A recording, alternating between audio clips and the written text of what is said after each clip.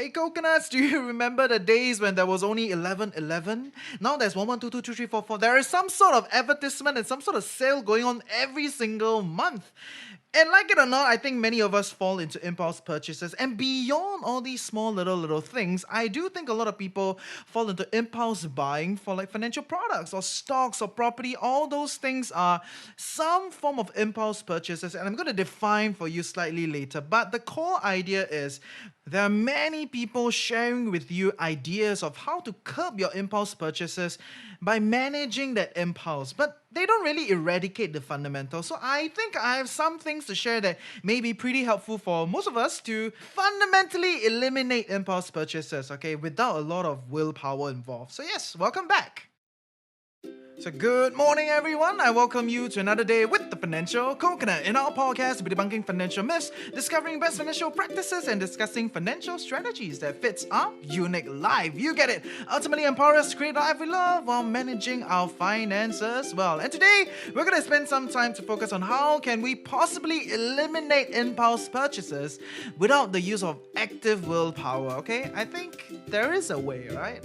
Yeah.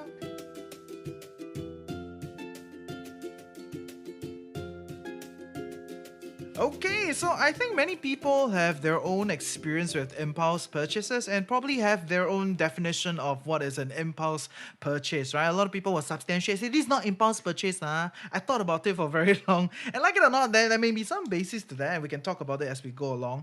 But for everyone else that's trying to manage their impulse purchases, I think what is out there on the internet is a lot of very surface solutions, right? Essentially, it's like setting card limit or having multiple bank account or meditating on your impulse. Like if you see these things, when they're on sale and then the sale is like 2 weeks down, right? Then okay, you go back and think about it for a week and then you decide if it's what you actually want. And if you actually look at all of these things, right, they all require willpower and they're all just trying to manage the impulse. So it is an endless cycle. You keep coming back to this thing, and every time it is challenging you, but you're not actually solving things at the core. Why does this impulse exist? Is there a way to eradicate it altogether? And in my view, there is, because for a very long time, I have very, very little impulse spending. Like almost nothing. Maybe the only thing is the stock market, a bit of FOMO when sometimes I see certain companies that I want. But no, but for many other things, in fact, for all other things, I realize that I no longer feel a need to buy. I don't feel a trigger to spend. Okay, that means I don't feel the impulse spending situation anymore. Okay, that does not mean that I don't spend money. It's just that when I buy things or when I spend or when I do any kind of purchases, whether is it buying things, invest and whatnot, it is generally very logical and I just feel this joy in getting it, but I do not feel the emotional roller coaster. Oh, do I want it? Actually, I want it, no, but I don't know. I don't have that kind of thing, right? And I think that is a pretty good place to be in. And for many of you that want to be here, impulse purchases is a classification of all of that. All that emotional roller coaster is what impulse spending is about. And I'm going to take this time to define impulse spending, okay, from an objective standpoint so that we can continue our discussion. So to me, impulse spending is defined as spending primarily triggered by emotions. That means, right, it is a very feel thing. Like suddenly you feel like you want to buy this thing or something triggers you emotionally and you'll be like, yeah, maybe I want it, So you feel this emotional roller coaster before deciding whether you want it. So you're going through this process. And to me, generally, in an emotional roller coaster, decision tend not to be the best, lah.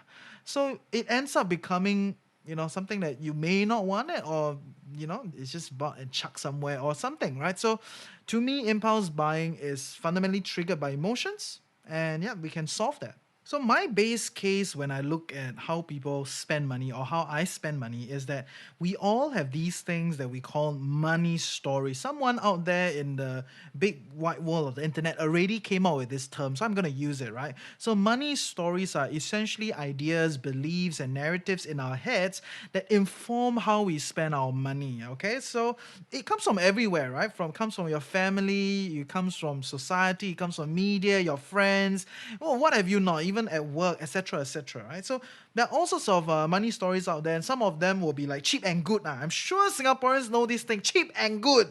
Okay. Cheap. Okay, anyway, yes. So cheap and good, okay. But when you ask the people, right, do they actually have a definition for what is considered cheap? Like, is it a mean relative to everyone else? You know, the mean of the market is below, so it's considered cheap. How do you define as good? Like, what is considered good? Right? So when you ask people, do they have some definition for cheap and good, or at least some frameworks to try to understand what is actually cheap and good? If they don't, then they have a half-baked money story. So there is a problem here, right? The money story not complete. And to me, half-baked money stories are the problems. It causes all these emotional kinks. We can talk about that later. Another example of a very, very common money story is I can pay a little bit more for convenience, right? So premium for convenience. It is a reality. You go to the supermarket, it is much cheaper, but people go 7-Eleven. Near ma, convenient ma, right? So that's the idea. So there is some sort of premium that people pay for convenience, and it is a money story in some people's head. Okay, but when you ask them what is the okay premium to pay for, and what is considered convenient, all that stuff, maybe they don't exactly have a proper idea. They don't have like a frame to it. So that is a half-baked money story. And today I'm not trying to like critique your money story or trying to like say what money story is better than the other money story. No. The only way to really have some objective discussion about which money story is more suitable, it's really based on your goals and your way of life. If you want to achieve a particular way of life or you want to achieve a particular goal, there are certain money stories that will give you an advantage towards achieving that goal. But if there is no framing about what is the goal that you want, then there is no superior money story. Okay, so we're not here to discuss which money story is better. But recognize that behind all your purchases, there is a money story. Okay, things like everybody must have a home. You must have home, must have a shelter, cover your head. This is a money story. Actually, if you think about it, do you really need it? What is it for? Big question mark. Okay, so based on that idea of money story, people have impulse spending when the money story is half-baked. That means they don't exactly know what is going on. In other words, somewhere, somehow, somewhat, they have gathered all these money stories when they're growing up or when they're, exploring life, and they are not fully understood. There are all these little things that are around, and people just kind of pick it up. Honestly, it's very hard to process all this information every day. Nobody sits down and think about this all the time. But if you think about it, if you have a lot of impulse purchases, that means you have a lot of information unprocessed. You have a lot of half-baked money stories. And when we bring it back to the cheap and good money story, which a lot of people have in their head, and it's half-baked, okay? When you ask them what is considered cheap, they don't have a framework for it. What is considered good, they don't really have an idea also. But they will buy a lot of things because cheap and good, sale, a lot of sale. I'm sure sometimes we fall into that, or maybe last time we fall into that, or we have friends that fall into that whole cheap and good sales cycle, and they keep buying all these things. Then when you bring it back, you sit down, ask yourself, actually, do I need these? Not? I'll just sell law, then I buy law. Maybe in the future I need if. So following that thought process of half-baked money stories leading to impulse purchases, and to fundamentally eradicate impulse purchases, you have to fully bake your money stories. The very first point that you need to do is to recognize them. Recognize your half-baked money stories, and you do that in the process of recognizing your emotional triggers.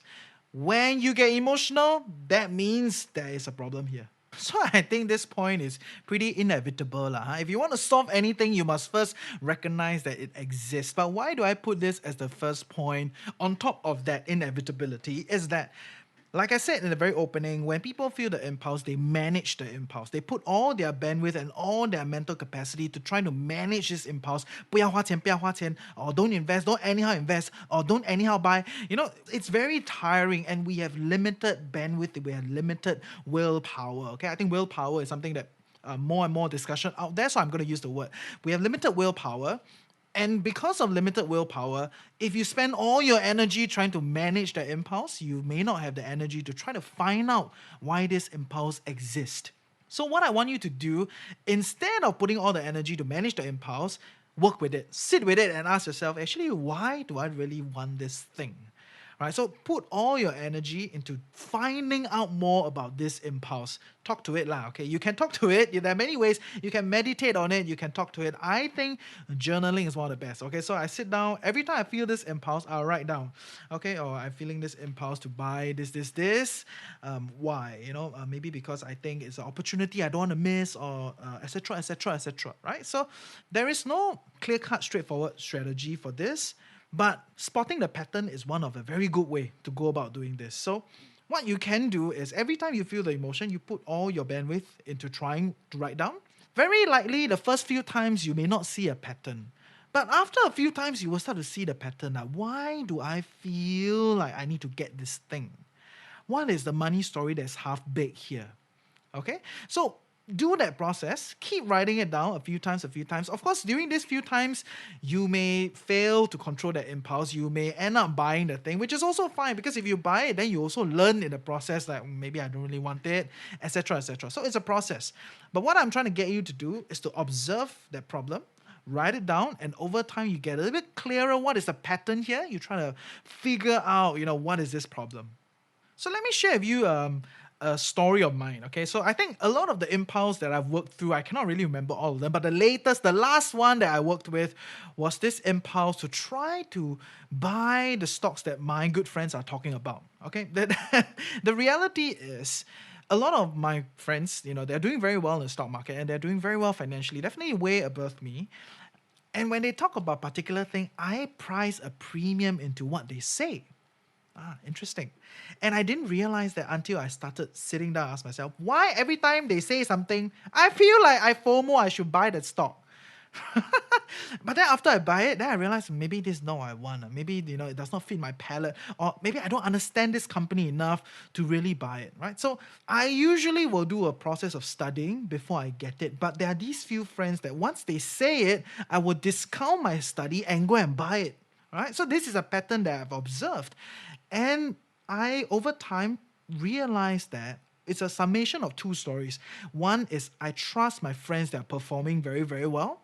So I trust them, right? I trust them to a point where I can deduct my own abilities. That means I think I'm lousier than them. So if they say right, that means it must be good. Okay, so this is one story. The other story is, for a period of time, I felt that more money is going to solve all my problems. That means I'm stuck in my life and I just need more money to get it done. So these two stories put together created this mammoth of FOMO, where I am just willing to buy a particular stock without trying to understand what's going on, just because a very good friend that's doing very well told me that this is a good stock. So that is impulse purchase. And sometimes it's not so easy, because there are like multiple stories put together to create some of these kind of reactions and create some sort of these half-baked money stories out there. So, composite are even more complex. And this brings me to point number 2, and that is to investigate your half-baked money story. So I'm going to talk a little bit more about this after a word from our sponsor. All these money stories, they come from somewhere. Whether or not they are fully baked or half baked, they all come from somewhere. And they tend to come from your family more often than not, right? So 80 to 90% of your stories, your beliefs, your ideas, your behaviors, they do come from your family. I know there's this whole other part about performing inverse to what your family does. That means if your family spend a lot, right, then you take the other position, you don't spend. Okay, so that is also a way to react to how they do it, because you don't agree with their way of life, and then you take on the other side, you don't spend, which is what I did for a period of time. That does not mean that I fully bake the story, it's still half baked. I just take the other side rather than following their way of life. But this is a story for another day. The main idea is still that these money stories are half baked, and that's why you're feeling the impulse. So what you need to do is to go and investigate. And what's the best way to investigate? Talk to your parents, no? Ask them, hey, why like that? When people tell you to do a certain thing, when it comes to money, or it comes to any other aspect of life, but just for today, we focus on money, right? So they tell you, must save, okay? Standard money story, save. You make money, you must start saving. Have you bothered asking them why? When you ask them why, you will get a much clearer idea why they tell you that. It tends to be that they will tell you this half-baked grandmother story. Oh, last time, my friend, blah, blah, blah, blah. Oh, last time we very poor, blah, blah, blah, blah, blah. But it's not very logical one. Okay, it's very emotional and it's perfectly okay that it's emotional. Okay, I'm not discounting their experience, I'm not discounting that they're emotional, but I'm just recognizing that they're emotional, which means their story is half baked also. They don't have logic framework to fully complete their money story. So if that's the case, you will end up taking on a half-baked money story because that is where it come from. When you go and investigate your source of where do all these stories come from, you will start to realize that a lot of them are half-baked. And that's why a lot of people have big impulse spending reactions. Another very half-baked story that's very prevalent out there is this fear of bankruptcy. A lot of people tell me, "Oh yeah, what if later I bankrupt?" I'm like, do you even understand what is bankruptcy? Bankruptcy is a legal protection mechanism that after you have leveraged up and take on all these loans and you fail your venture and you go crazy and wild, right? That the bank cannot totally, remove everything from you. There is a protection process, liquidation process, so that you don't get attacked. In other words, right? So bankruptcy is actually a protection mechanism. But for many people, they don't understand what is this thing. It is just a very emotional narrative story because last time, my neighbor, oh, money, pay money, draw very big outside the lift. So, once again, I'm not discounting their experience. I'm not laughing at their story. I'm not discounting, that whole emotional ride that they go through. But I want you to recognize that a lot of people only have emotional rights. They are all holding on to half-baked money stories. They don't have a framework to understand what is bankruptcy. They don't understand investments. They don't understand risk. They don't understand how to make decisions. They don't have their own metrics. Everything is feel, and all based on stories. And I'm not even saying that you must have logic in everything. But if you want to fundamentally eradicate impulse spending, which is a topic for today, then you have to add logic frameworks to fully bake all these stories. That is the base idea. So go and investigate all these half-baked money stories. Go and ask your friends, ask your family, ask your partner, ask your boss, ask your HR manager, like, why do we need to do this, right? Why is safe? Why do we need to invest for the future? Why, right? So you can ask them all these things. We're not trying to judge whether the story is good or not, because like I said, there's no objective, there's no better strategy. But what you're really trying to do is to do one thing only, to try to recognize, is there actually a logic behind all these money stories in your head? And based on the source, right? So if the source of all these half-baked money stories actually have a full-baked logic behind it, you can consider adopting that logic, which is great, right? You now have a framework to work with. If the source is also very emotional and have half-baked money stories, then you really got to question, why do I need to do this? And that brings me to point number 3. And that is to update the money stories, recognize whether it works for you. Truth is, it is a process to try to go through this whole thing. You will not do it in one episode, 2 episodes. It does not work that way. It may take a few years to process all these backlog half-baked stories. But what you can actually do is you can choose to forego these half-baked stories or put them in a consideration box. That means this logic or this money story does not have a logic yet. I can put it one side.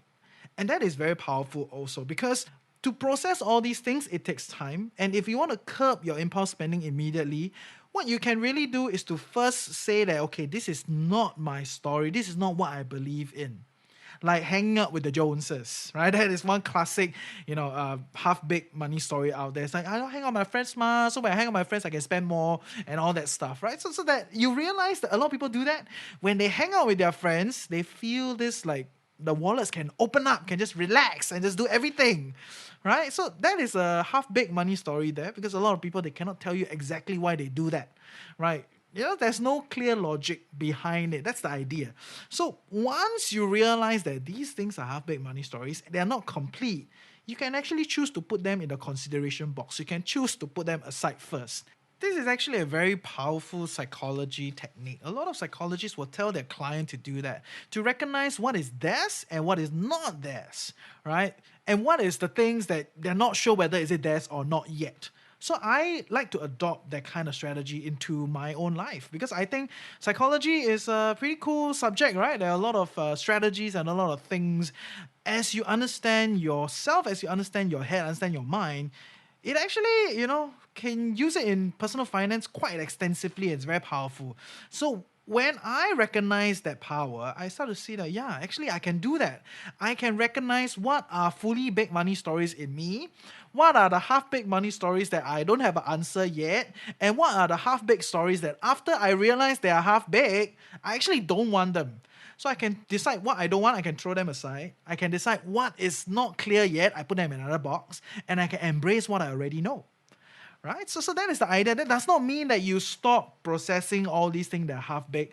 But once you can psychologically or mentally recognize this, you have some sort of mental framework in your head, then the impulse will reduce by a lot. Okay, I don't know how to tell you exactly why the human mind works this way, but it's very powerful once you recognize that these half-baked money stories are creating all this impulse spending, and all these half-baked stories are not what I actually believe in.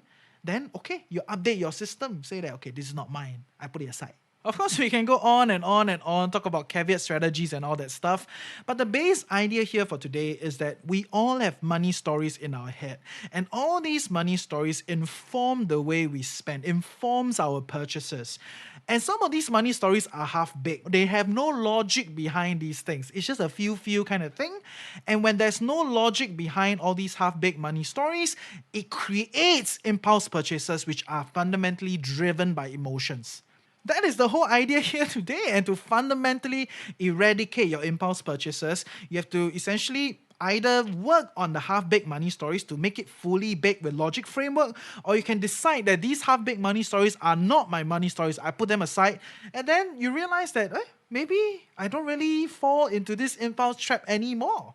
And that is my experience. So I want you to go and try it. Let me know if it works, right? So that would be amazing if it works for more than just myself. So following that logic, I'm going to sum up today on how to eliminate impulse spending without a lot of willpower. Number one is to recognize your money stories, and you do that through recognizing your emotional triggers. When you feel emotional, it tends to be that there is a half-baked money stories here. So recognize what is fully baked with logic, what is half-baked, okay? Number two is investigate all these half-baked money stories. Go and talk to the source, and the source tends to be your parents. About 80 to 90% of your money stories come from your parents. So go and ask them, hey, why like that? Why like that? Why like that? Okay, a lot of media participation also. So yeah, go and check it out and try to find out all these half-baked stories that exist. Investigate the source. If they have the answer, hey, you gather some sort of logic framework for it. If they don't have an answer, you recognize that even they are taking out half-baked money stories. And number three is then decide whether or not these half-baked stories are for you. If they're not, put them aside. If you think that there's something here, work on the logic framework for it. Ultimately, when you can attach logic framework and fully bake all these money stories, then you realize that you no longer are being trapped by impulse spending. So yes, I hope you learned something useful today. See ya!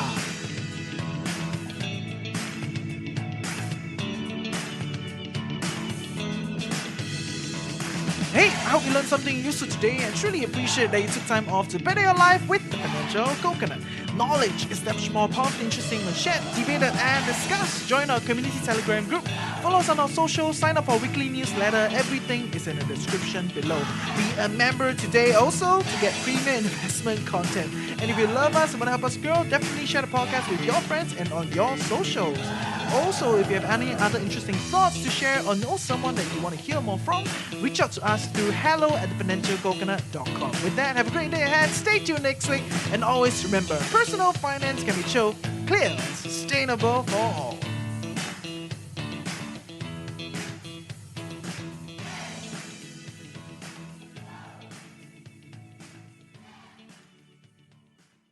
Okay, so I hope today's episode was an interesting one for you. I do think impulse spending is a very big problem, clearly, if not, I wouldn't do an episode. Yeah. And these are the ways I do it, right? And I want to really urge you to try it. Just let me know if it works for you. If it works, right? Maybe we may be onto something, guys. I may be speaking on TED Talk.